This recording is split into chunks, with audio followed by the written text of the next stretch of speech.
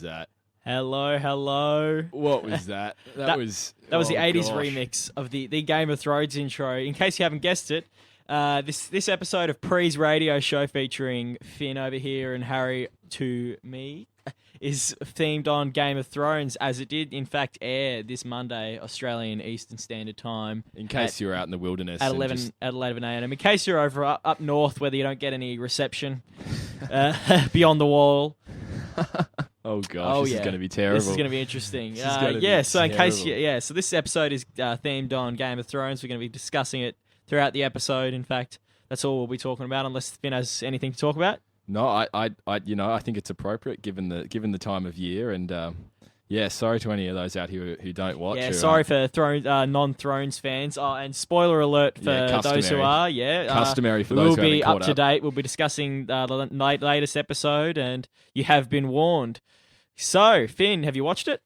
Of course, I've watched it. Good, no, there's a nice little culture in the halls of getting together with some friends and having a watch. So I did that too, except I always get Mondays off uni, so I always get to watch it when it airs on HBO. Although most of our hall does watch it together at night time, but I just can't deal with knowing that the episode's aired and I haven't seen it. Like that, other people out there know what I don't know about the show. Not the books though, because I haven't read the books. So let's get into it. What did you think of the episode, Finn? Look, I thought it was what you'd expect as a first one. There was quite a few little bits that were pretty predictable from the end of last season, just tying up the stories of almost everyone really. So it was pretty standard. What did you think? I thought it was nice to get back into it. I did enjoy it. It was good to be back in the world of Westeros and Essos.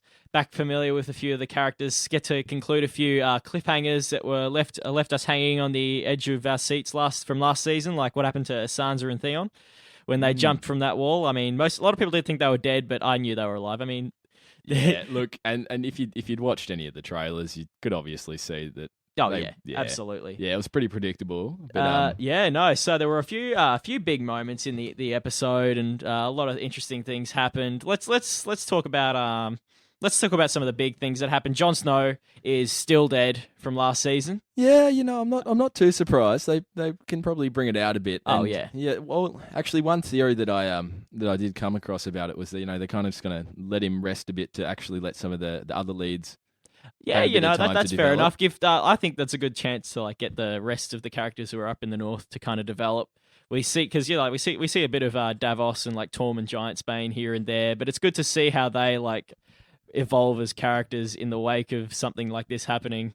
And then bring him back. Well, that's and then that whole there's still that whole that line to the story there, and it's going to be interesting to see it through the eyes of a couple of different characters. Yeah, it's crazy. Like with the red woman at the end of the episode, showing us spoiler alert, showing us her true form. She's actually 400 years old. Yeah, keeping it classy. She's looking good for her age. It was a good ending to an episode. I wasn't that shocked, to be honest. I was like, oh, she's old. What a shock, Game of Thrones. Throwing one at me. That's the biggest ending to an episat ever. I wasn't terribly surprised. Yeah. She's a magical being, and this kind of thing, it doesn't surprise me at all. Well, at least it proved. It was just interesting. She's a magical being. I reckon. That she's a very, very old being. Yes. Some people got instant boner kills or arousal kills. I reckon while watching that episode, they were like, "Oh, Game of Thrones boobies," and then 5 seconds later, it's like, "Ah!" Surprise. It's their own fault. It's their own fault. But no, so we got to see a few good scenes from a couple of characters like Davos. I think he's doing pretty well. That witty line where he asks for some mutton when they're like, oh, yep, you can leave here, Davos. And like, oh, can you get me some mutton too while you're at it? Yeah, he's chucking some sick gags around the place. Yeah. No, so there's a lot of interesting stuff there. I believe that Jon Snow will be back in episode 4. You've called it. I call it episode 4. Jon Snow will be back because that is the longest episode in the Game of Thrones history, according to how it's set on time. Gee, you've been doing some background. Yeah, I've been doing some background research, and that is the longest episode in Game of Thrones history. How long does it go for? Over an hour, I think. Well, the longest one before that I went over an hour, so I'm assuming this one goes a bit more over an hour than that one did. Gee, I reckon he'll be back in episode 4, and I reckon Melisandre will give her life or sacrifice something of hers to bring him back to life. Yep. That's what I reckon will happen. Yeah, well, there's that whole, only death can pay for life. Exactly. And like she's already like screwed over by her own religion, and she's in a bit of a crisis of faith here at the moment. But I reckon she's gonna be like, I give my life for Jon Snow's life because Jon Snow's she probably thinks he's the savior of the religion that I think it's Azor Ahai. I think that's what they refer. Like that's what she thought Stannis was, like the savior. Yes. I think she's like, oh, Jon Snow's the actual savior because Stannis is dead. She just needs to make up. Yeah. No, she kind of stuffed that one up a little bit, didn't she? Yeah, she's like, Stannis, kill your daughter. Everything will be all right. Kill your cousin too. Poor form. Kill your brother. Kill your brother-in-law as well. Burn everyone, and it didn't really work out for him, did it? No. It's funnily enough not. It's poor Stannis. I feel so sad. He was my favorite character, but now he's really gone. Yeah. Well, what was your favorite moment of this latest episode though? Your favorite characters just died. Oh yeah, he died. My favorite characters die all the time. I was a Robb Stark fan. He died. Ned Stark. Yeah, Oberyn Martell.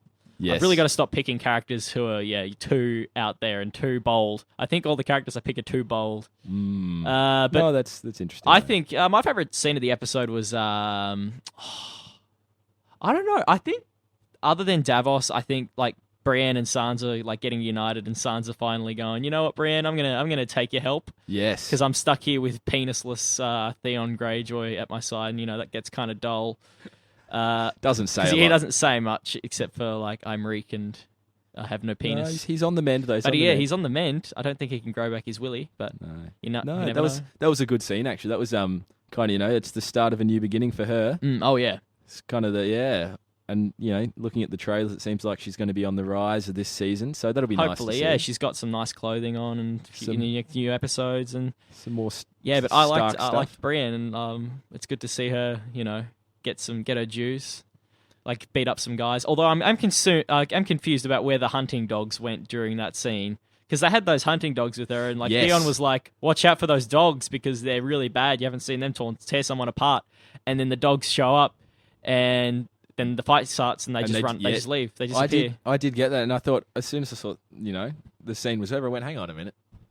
That's poor form from Game of Thrones there to not tie that one up a bit better. Yeah, it was just a bit odd, really. Yeah, that's it. But no, what else happened in the episode, Finn? I think we went to King's Landing. We got to see Cersei's dreams turn into dust. Yes, that's always a nice thing to see. I couldn't help but just feel so happy when that happened. I know that people these days are like, "Oh, Cersei's turned over a new leaf, and she's actually quite a nice character," but she really isn't. She's an evil, evil woman, and for her to be like, "Oh, what's her name? What's her daughter's name?" It doesn't. I don't think she's dead now. Tom anyway. and there's Joffrey. Marcella. Yeah, that's she's like, "Oh, Marcella's back, and my husband, my husband brother's back, or my boyfriend brother's back." And then she goes down to the docks, and she's like, "Oh, here she comes in her boat, just like when she left in season 2," and then she's dead. Yeah, and she's like, "Oh shit!" And I thought she'd be more pissed off. Yeah, I think with the whole prophecy and stuff, I think she kind of went, "Oh shit, this was going to happen anyway." She kind of gave into that. Oh yeah, she kind of after the last season when she was making her do the walk of shame, that was good, and I think that just kind of put her in her place, and now she's less of a bitch and more of a more of a understanding human being, and hopefully that'll keep going. Hopefully she won't. I like that she'll probably like become more aggressive. Hopefully later in the season against the Faith Militant because they piss me off. Yeah, they're annoying. They're a bit nutty. But yeah, no, Jamie was like, "Yeah, let's take back everything. It's just those two. It's just those two and Tommen now, isn't it? Really, that part of the beginning, like Lannister sort of group, and Tyrion obviously over in Essos. But no, yeah, it's good to see them back together and loving each other again in a way. I mean, they are still brother and sister, but I mean, it's good to see them, bond. Yes. Yeah. Yeah, that's it. It's Yeah.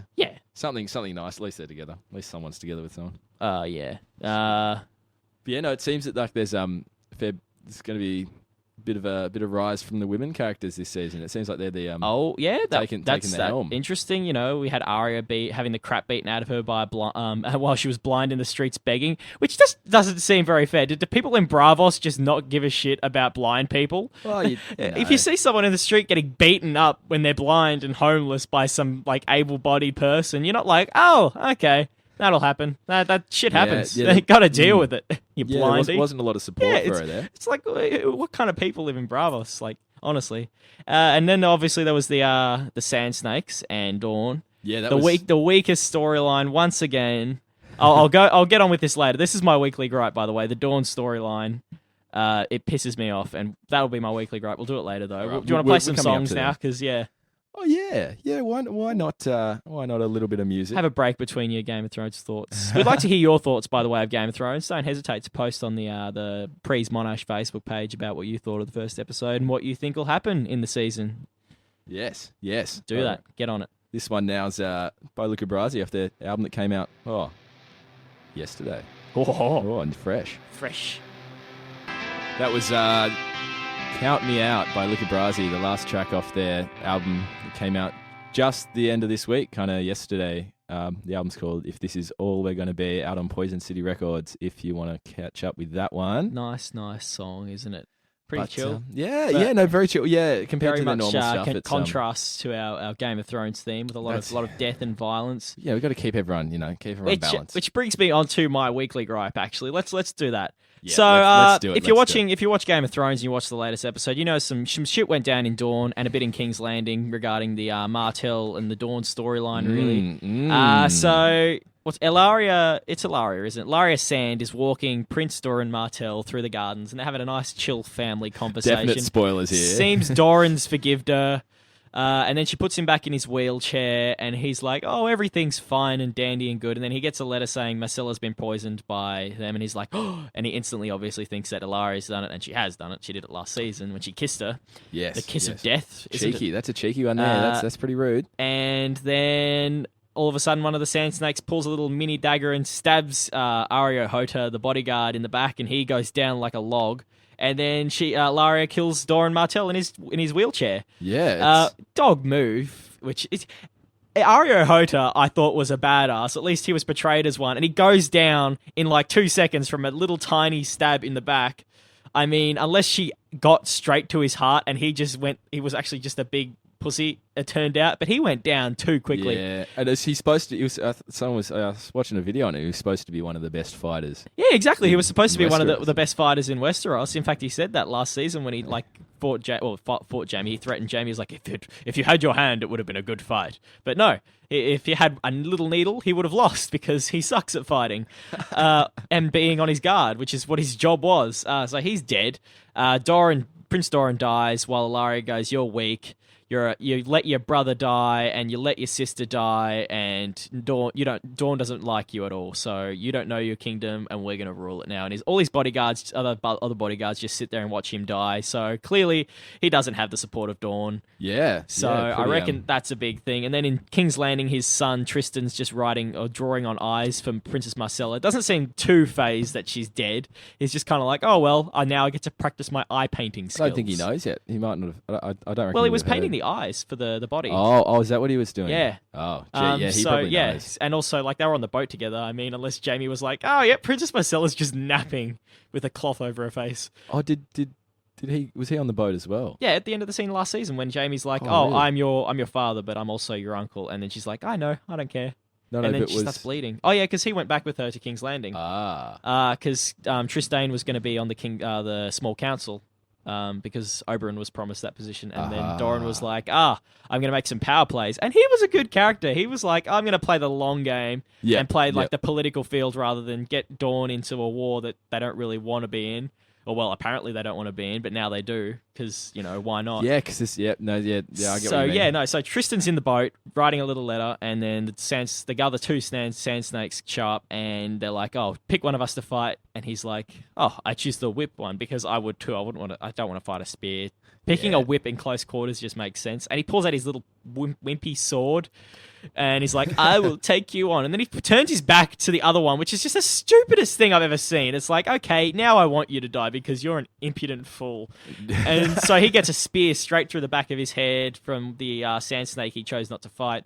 And then the other one's like, "Oh, you're a what was it, greedy bitch," or something like that. Yeah, that was that direct quote. So anyway, that happens, and that doesn't go anywhere. The Dawn storyline for me, it hasn't got any direction. We don't know what's going to happen because they don't say what they're going to do.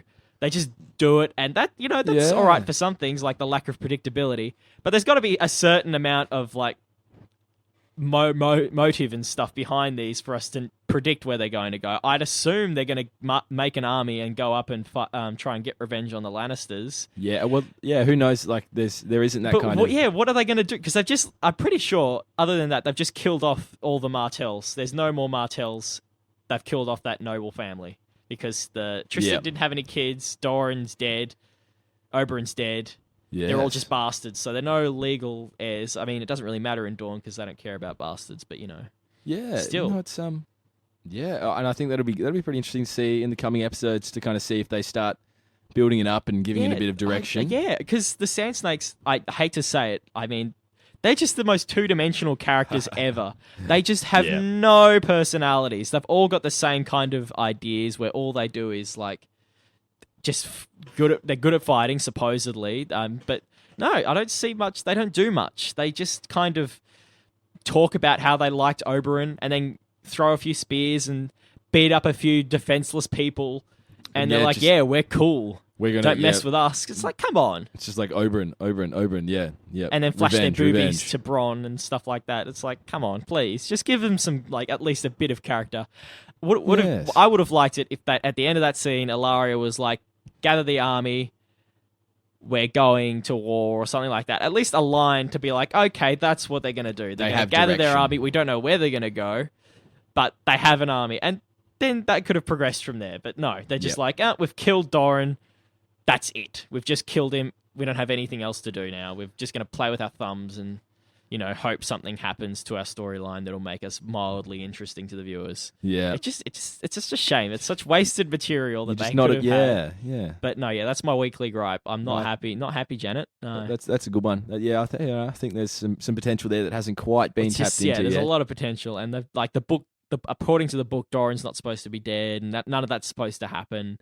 So they've just kind of gone in their own direction, but they don't know where that's going. They've just kind of taken a detour and been like, okay, we don't know whether we're actually going to our destination or not, but And that's and I mean with something like the book, I reckon there's probably been a lot more time put into crafting those intelligent storylines. So bit of a risk to deviate too much. Deviate and not really care for it. I mean, yeah.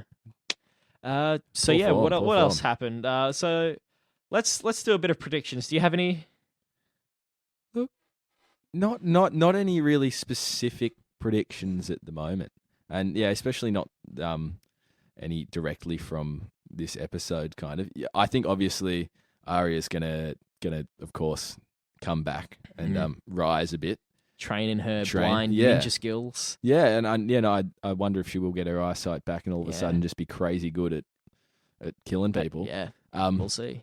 Yeah, and I feel like there's Daenerys will get rescued by a dragon at some stage. Perhaps. Yeah, because we see it flying over in the trailer when she's at Vice Dothrak, or when she gets back to good old the Dothraki hometown.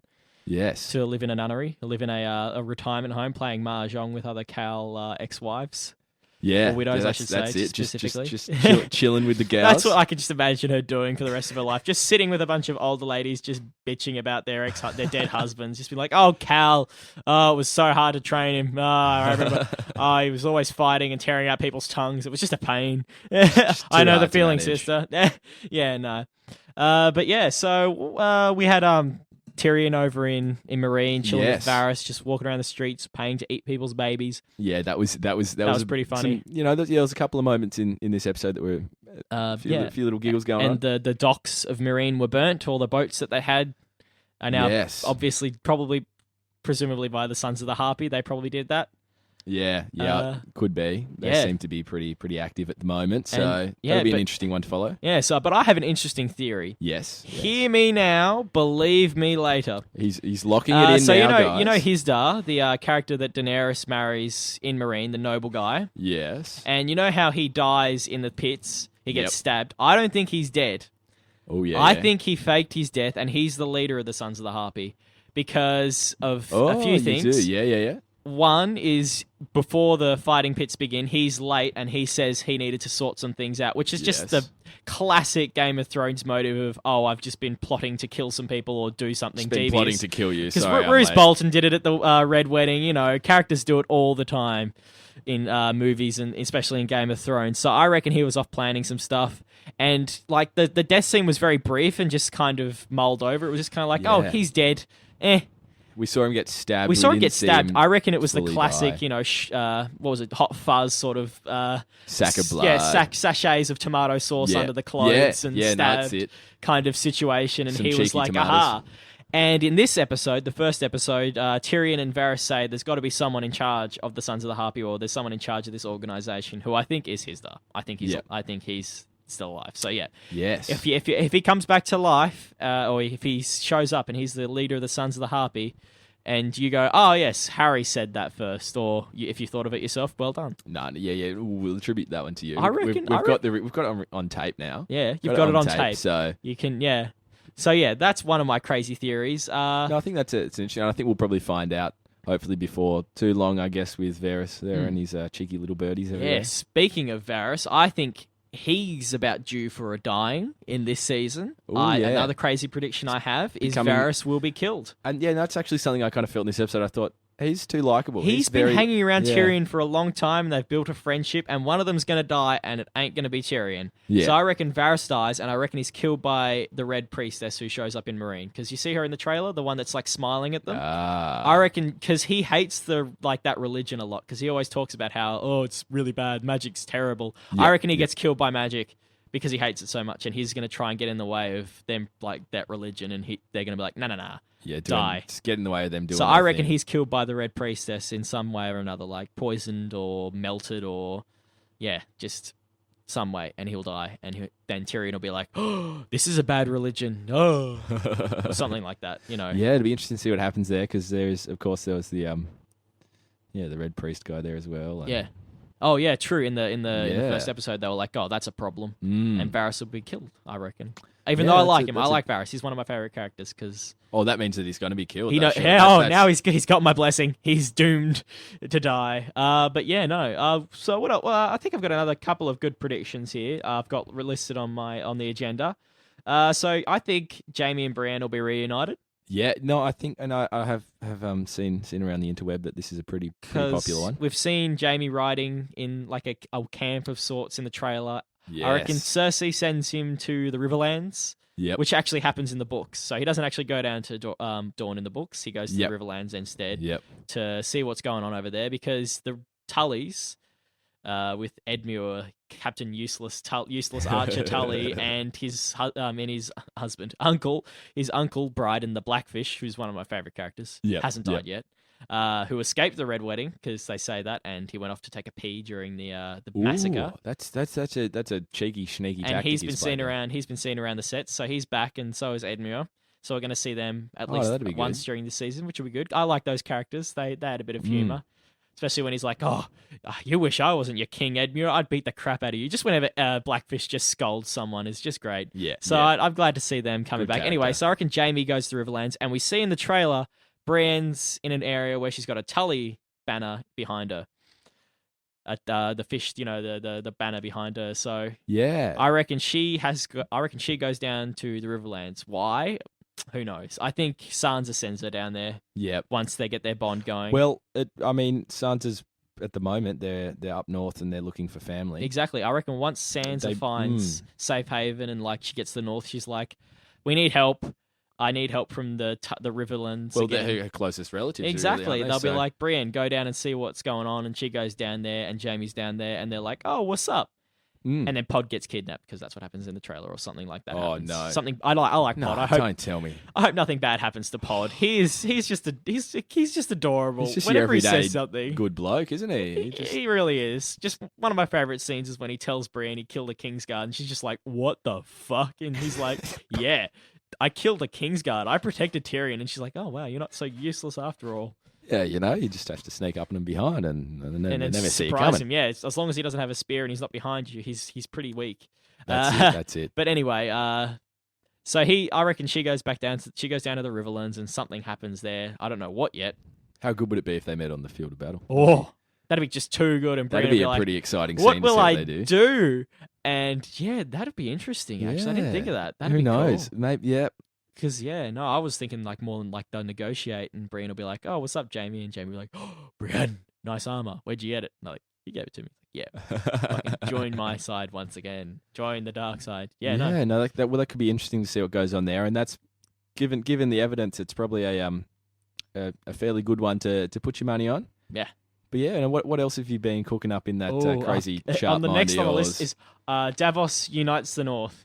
This is kind of self-explanatory. Like, I mean, once Jon Snow comes back alive, which will happen, guys, don't even try and dispute it. Yes, true. Everyone's been saying, "Oh, Jon Snow's still dead. It's the first episode." It's like, yeah, well, what do you expect? Each episode is an hour long, and the story progresses about as fast as a snail.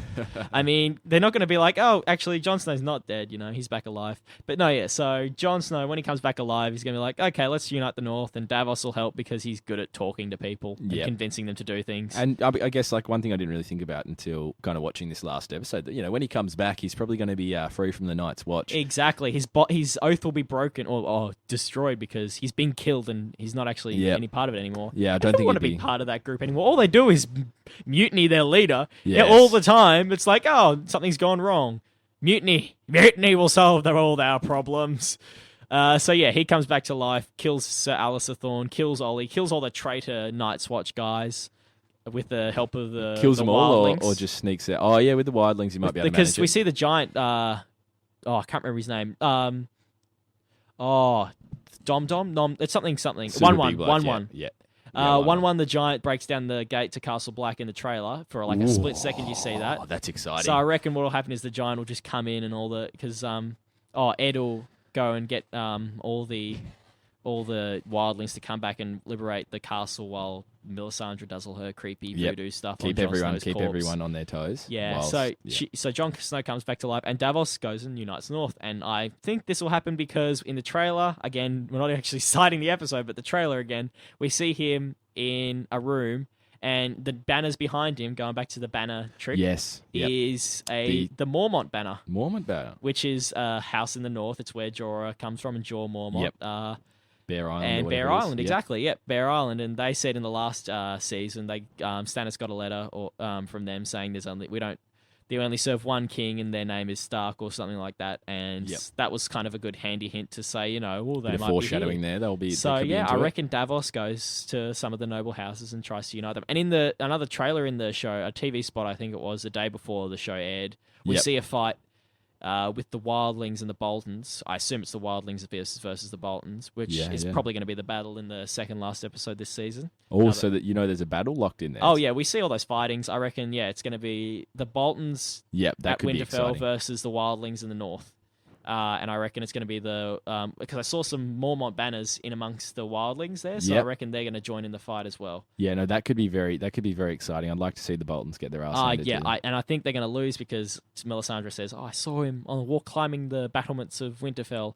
Granted, she did say the same thing to Stannis, but I think that's what she was saying. She was saying, "Oh, I saw someone climb the walls of the thing," and she might actually not have mistaken Stannis for Jon. Maybe Jon will get his hair cut. Maybe he'll just be reincarnated. Yeah, maybe he just look like when he Stannis. comes back to life, he'll just look like Stannis. It's like, oh, it'll make perfect sense. Exactly. Yeah, Stephen Dillon will show back up in the show. Like, yeah, guys, I'm back. Wouldn't that make you just so happy, Harry? Oh yeah, as long as Stephen Dillon's in the show, we're all good.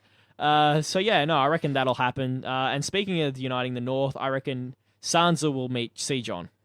And Rickon Stark, because just Rickon's up at Last Hearth. Yes. After season 3, he went there with Osha. It's been quite a while. And Shaggy Dog, his direwolf. Yeah. So they all went to Last Hearth, which is where the Umbas chill, like Great John Umbar.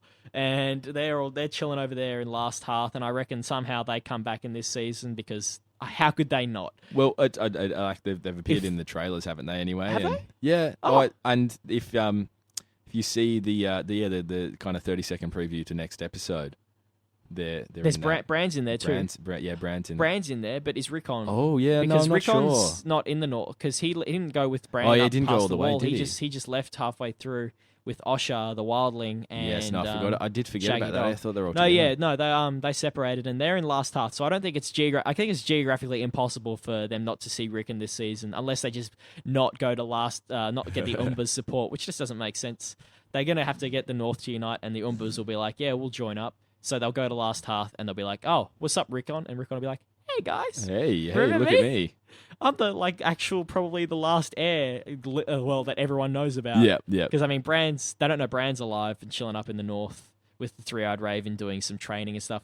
Another storyline that doesn't seem to be going anywhere. It'd be interesting to see where I hope it develops soon, because I don't think the amount of stuff they have to explain that they need to start explaining now, like what actually Bran is going to become. Because otherwise they'll run out of time. Otherwise they'll do it like at the last second. They'll be like, well, that was rushed. Yeah. So that's what he was doing. You could have just said that like 3 million episodes ago. And it just wouldn't make sense in the context of the show. At least get us excited about what he's going to become rather than Yeah. have us speculate endlessly about it. So I reckon they'll run into Rickon, and Sansa will run into Jon maybe, because she's in a noble house in the North, and Davos is like, yeah, we're uniting the North. So, Yes. against the Boltons. So I reckon they get all back together and, they kill the Boltons finally. That'd Put an be end nice. to their annoying, flaying ways. So, that'll be good. Yeah, that could be one of those moments where you go, We'll get it. We'll finally get a happy moment. This is the happy resolution for that makes a you couple of keep seasons. watching. It has been a bit, grim. No one bad has died recently, And it's all just gone to hell, except hasn't it? for It's just Janis terrible. Slint, that schmuck who shat himself during the battle on the wall. That was one of the happiest moments of my life. I hated him so much. One of my favorite Jon Snow scenes too, by the way.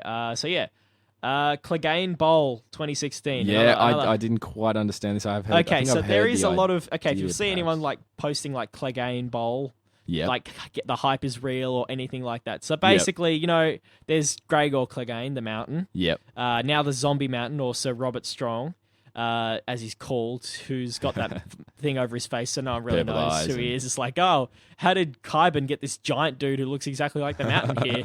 Oh wait, he just fooled around with the mountain's corpse in his dungeon, turned him into a zombie, and now he's just a Frankenstein Lannister monster who will hopefully kill the Faith Militant before being killed himself, which might happen. Yes. So we want him to have a bit of a run at the Faith, and then Another thing we that get could, to another thing that, speaking of that, is that the 2 Sand Snakes are in King's Landing, and they hate the Mountain because he killed Elia Martell and Oberyn.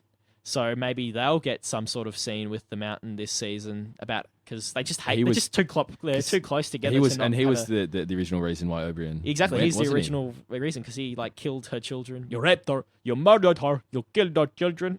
Classic quote there. And then he smashed Oberyn's head in. They might run into him. But So anyway, Gregor Clegane, Robert Strong, Zombie Mountain, whatever you want to call him, is chilling around in King's Landing. And we did see the Hound die. Hound Sandor Clegane, his brother, Yes. who is burnt face, can be attributed to his older brother putting his face into a fire when he was a kid. Gruesome again. I reckon they meet somewhere. Maybe not this season, but maybe next season. But definitely meet maybe in the future, because we didn't see the Hound die. Is he cast? No, but because his what's his name? Oh, Rory McCann, I think his name is the actor who plays the Hound. Has been seen around Belfast, Ooh. which is where they film Yep. much of Game of Thrones. So there's speculation that he'll be back, and also, we didn't see him die. And in the books, there's hints that he's alive still, and he's sort of reformed because he's gets taken in by some priests who follow the Seven. And they kind of just bring him back to life and, heal his wounds, and he becomes like a grave minder. And there's hints because they say that when Brienne goes south, when Brienne's traveling, she goes to this grave, she goes to this monastery, or past this monastery, and she sees that there is a group of monks, and there's a grave digger who is the size and shape of the Hound, and he pats a dog. Classic George R. R. Martin foreshadowing there. That's a bit of symbolism there, isn't it? So that could happen. And obviously, the Faith, Cersei's still got her trial coming up because she did plead guilty to having sex with good old Lancel Lannister, but she didn't plead guilty to having sex with Jaime and killing King Robert Baratheon, which is something else that Lancel accused her of. Oh, she has been accused of those. Yeah, because Lancel told the High Sparrow those sorts of things because he poisoned the king as well. He was told. Yeah. And at the end of last season, of course, there was you've begun. I'll let you go back to the Red Keep. To the Red Keep to see your son, but it's not over yet. It's not over yet. So I reckon she requests a trial by combat, and she names Zombie Clegane, Zombie Mountain as her champion, and the Faith name the Hound as their champion because yes. they're like, who do we know who's a really good fighter who's a devout follower of the Seven? The Hound. So they bring him down. A good I like that. Ergo, the Clegane Bowl happens. I do like that theory. And we get to see a big fight between two big guys and just a massive, awesome duel to the death, which one of them will die, or maybe both of them will. And also, Brienne goes south to the Riverlands. So presumably she'll see some things on the way down there, and maybe she'll see that. So that's kind of just those sorts of pieces falling into place. So yeah, Clegane Bowl hype is real. Yeah, no, that kind of would be pretty interesting. I think that's super sweet. So yeah, it'd be a nice way to just get a mountain of handle popcorn that. and just like sit there and rewatch that scene for hours. That'd be such a good scene. We haven't had a good duel in a while. No, not since I don't think the Mountain and Oberyn in season. Yeah, 4. Not a proper kind of one-on-one. Yeah. Yeah, no. There's been a couple of fights. Last season there was a few. There was good. There was some fights, yeah, but no one-on-one. That's something to think on. That's something we need more of. Certainly. Yeah. All right. So should we play a bit of a song? Yeah. Let's do it. I was browsing the internet today and found earlier this afternoon and found these guys, and pretty cool. This is This Town Needs Guns, and a track of theirs called Chinchilla. Listen to the guitar. The guitar's pretty nice. Ho ho ho ho! Very nice song. Chill, yeah, no, yeah. It's been very relaxed so far, hasn't it? Oh yeah, relaxed music. Very relaxed music. Once again, juxtaposing with our Game of Thrones stories. So yeah, let's get back onto some more of my crazy prediction theories of more. Yes. Believe me now, hear me. Believe me. Oh, hear me now, believe me later. I should say, not believe me now, hear me later. That doesn't make any sense, Harry. So let's go on to the Tyrells. So Marjorie, the Queen, is stuck in prison. Yeah, that's her a thing. Bro, Loras, he's stuck in there for being gay, and she's stuck in there for pretending like he's not gay. Yes. So they're both in there, kept by the faith militant, those religious fanatics. Cheeky. Not a fan of them, but if they get the Hound on their side, they'll have my full blessings, which won't be good for them because they'll probably die because of that. Anyway, so Mace Tyrell is seen in the trailer. If you pay close attention to the trailers, you'll see the Tyrell army march in front of the Sept. Ooh, yes. And at their helm in the gold armor is Mace Tyrell. So he gets back from Bravos after good old Sir Meryn's demise at the hands of now blind Arya when he was just owned. I loved that. That was so good. That was brutal. When he was like old, younger, too old, too old. He definitely had it coming for what's him. up, Arya? Good. Child beater. Anyway, so he's good dead. end for him. Anyway, Mace Tyrell, I reckon he gets back. And what I say here in my notes is we get a good scene from Mace Tyrell. So Game of Thrones is good for giving us scenes of characters, like giving us like an iconic sort of scene for each character. For some of the lesser known characters, at least, like in was it season 4, episode 9, when the battle on the wall happens, we see Gren go fight against the giant in the tunnel. We see Ed like drop that massive scythe on those stupid wildlings. Yeah. What other good scenes do we get from like Podrick when he went into the brothel and he had sex with all those women, and instead of they paid him when he got back out, he came up to Tyrion. He's like, "Here's your gold." That was a bit of cheeky humor. Wait, you were supposed to pay them, Pod, and he's like, "No, they gave it back." And he's like, "Whoa, we need wine. What did you do?"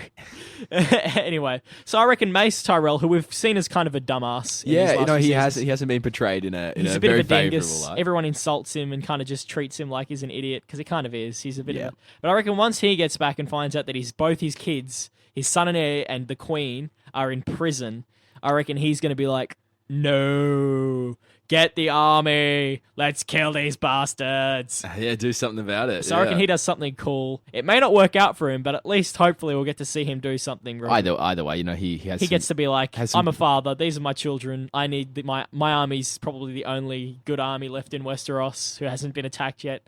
Let's get them all here and let's fuck up some shit." I mean, it's a good way for him to go, If he dies, then at least he died at doing something and not just Mace Tyrelling around. Yeah, just rolling around like the big dumpling he is. Yeah. So I reckon he has a good, maybe a good scene this season. Yeah, that'd be an interesting from him, and we'll hopefully see Olenna Tyrell, his mother, come back into it. I love her. She's one of my favorite characters as well. She'll come back and use her wits and clever charm to win back the audience and, make us feel a bit more happier about the world of Game of Thrones. Yeah. She's got some good lines. I like her character. Yeah. Yes. Yeah. Good attitude. Anyway, and then we've got the Ironborn. Yes. Which is touched upon in the trailer quite a bit, and we get to see them come back into the show this season. Not just Theon and his williless ways. So hope we see a new character, Euron Greyjoy. Yeah, who's Balon's brother, Balon Greyjoy's brother. It's been pretty popular. Thought that he'll definitely be in there. He'll be back, and he'll not prediction, but I'm pretty sure I know this. But spoiler alert for the future. I reckon, Balon Greyjoy dies because, Stannis named him as one of the kings when he put in the leeches in the fire. Yep. And Joffrey's dead, Rob's dead, and now Balon Greyjoy will die. And Yep. Euron will become the king because they'll have a king's moot, which is where they decide their new king. Yeah, and I think there's something that looks like it could be that. Yeah, shown exactly. In the trailer, When they're on the coast, so Euron will become king. And I'm not sure. I think I may have. This may be a mistake of mine in my infinite knowledge of Game of Thrones, but I'm pretty sure Euron somewhat believes in the Red God, like he follows that religion somewhat because he's been around the world. He was exiled, I think, for some reason earlier, like ages ago, and now he's back. Yep. And so that happens, and I reckon because if he is in fact religious to the Red God, I reckon he sides with Jon Snow because he is a symbol of like, their power. He's the savior of our religion. If he's been and he's been resurrected.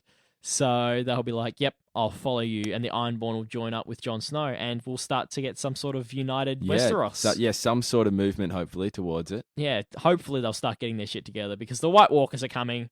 The long nights are coming, and the zombies and the infinite hordes. So that'd be interesting to see. And it'll be interesting to see what those infinite hordes get up to this season. Yeah, true. We see in Bran's vision, but other than that, we don't see him too much. All the wildlings have moved out of the north. Yeah, they're all gone. Most of them are gone. Some of them are down in the south in the Gift. Not sure how many are left, other than the ones south of the wall. But and I guess not sure. Yeah, if anyone is alive north of the wall, except for Bran now. And the three-eyed raven. Yeah, and I guess the White Walkers can only go north or south, and there's not a lot north. Exactly. So... Like, what are they doing? They could do it now. They could just kill everyone. But they're just running around in the north, just being creepy. They just need to get on HBO, watch the show, and realize that everything else is just it's turned to shit in the south. Now's their time. The only thing that can kill them is obsidian / dragonglass or Valyrian steel, and there's like few Valyrian steel swords. We get to see one.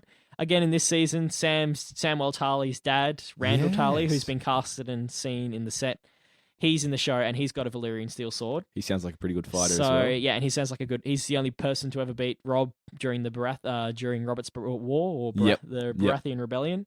So he seems like probably one of the last smart guys in the world, except for he's mean to his son. Yeah, but who knows? Hopefully he'll get on Jon's side. He'll be if and when Jon does that. We'll see him, and we've got Brienne and Jon. And Widow's Wail, I guess, that sword, Joffrey's sword, which I don't know where they've took that after he died, but maybe that's around. with King Tommen. Or maybe it is. Maybe he'll have something cool to do this season. Yeah, maybe he's onto in a couple of interviews, he was hinting at himself becoming a bit more of a character, and not just a dingus, just sitting around watching people get arrested, going, "What do I do? I'm just a king of 7 kingdoms. I've got nothing. I've got nothing. I've got no power." He's got. I think he'll probably be growing up a bit, which will be good to see. Good to see. A bit more maturity. And obviously there's Dragonglass, so I reckon they'll be visiting Dragonstone somewhere soon because they've got a lot of Dragonglass over there apparently. Oh, really? According to Stannis, when he visited Sam last season, there was that one kind of another prophetic scene where he's like, "Your father's Randall Tarly, isn't he?" And then next minute, Randall Tarly's casted and set for next season. Yes. And he's like, "Oh, at Dragonstone, we had a lot of this obsidian lying around." And he's like, "Oh, hint, hint, go to Dragonstone, get some obsidian to kill the White Walkers." That's it. Yeah. So who knows what that? Yeah, you can only go and see. So hopefully that'll happen. And that's what's going to happen. That's going to be the penultimate war or scene in the whole series. Is that fight between the living and the dead.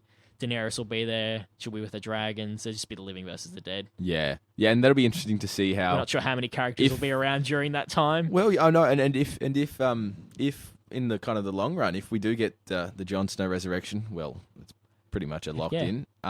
and he does manage to unite the North and Yeah, end we'll up have Jon, uniting the Tyrion, whole Westeros. and Daenerys will finally be the power threesome. Yeah, well, what will happen? What's going to happen? There'd have to be something between Jon and Daenerys that's going to. I mean, are they going to Who's going to be make friends? Or are they going to try and have a huge fight? Because she wants the throne. Technically speaking, I'm not sure what the specific laws of Westeros are, and we're getting quite nerdy here, but I'm pretty sure Jon has a better claim if what is true, which is that his parents are actually Rhaegar Targaryen and Lyanna Stark. Yes. That means he has a bigger claim to the throne because he's a guy and he's the son to the heir of the throne. Well, the son to that then heir of the throne. That could be very interesting. So I reckon he has a bigger claim to the throne than Daenerys does because she's a woman, and in the laws of Westeros, it's not very. It's more of a man's. Equal, yeah. It's more of a man's job, sexist as it may be. It's the law of the land. Yeah. So he has a better claim if that is in fact true that his parents are, because that happens. There's a scene, the Tower of Joy scene, we get to see in this episode, a flashback to when Ned Stark goes down to Dorne to rescue Lyanna Stark, and he kills Arthur Dayne, who is one of the best fighters in Westeros. That's going to be exciting. So that's going to be cool to see him do some exciting. moves. And he had a Valyrian steel sword. Ooh, yeah. Or no, I don't think he had a sword, a really famous sword. I'm not sure whether it was Valyrian steel. He had or not. a sword. I mean, it doesn't. I don't think it happened to it. I don't think it might have been Valyrian steel. It might have. I think it actually might have been made of moonstone. Yeah. Something other than Valyrian steel, but who knows? That probably could have killed White Walkers anyway. Anyway, that disappears, and then he goes up to the tower and he sees that Lyanna's there and she has a kid and she dies, and he's like, "Oh, I can't tell Robert that this is Rhaegar's son with the woman that Robert loved, because then Robert would have killed him." Ooh. So he had to keep it secret, and he had to be like, "Oh, this is Jon. This is my bastard." So he had to kind of carry this sort of false shame throughout his life that he had a bastard son when in fact he was just protecting his sister's son. So I reckon that's what happens. That's pretty interesting. And then it turns out he's half Stark, half Targaryen, which is like every Game of Thrones fan's wet dream. It's like, oh, I think David Howard. But yeah, no, will he want to take the throne though? It doesn't take me as the type of character who would want to. Maybe they'll thrust upon him. Yeah, because he is a good leader. I think he's a better leader than Daenerys. I think it's the fact that he doesn't want to be. Yeah, it's the fact that he makes hard choices and he does what he does for the better of the people, rather than what Daenerys does, kind of, which is just force people to move with what she believes the world should be. Yeah, which isn't necessarily a good way to lead. I mean, she does want slavery to end, but she's kind of just admirable. Like, anyone who disagrees with me should die kind of mentality, which I don't think Jon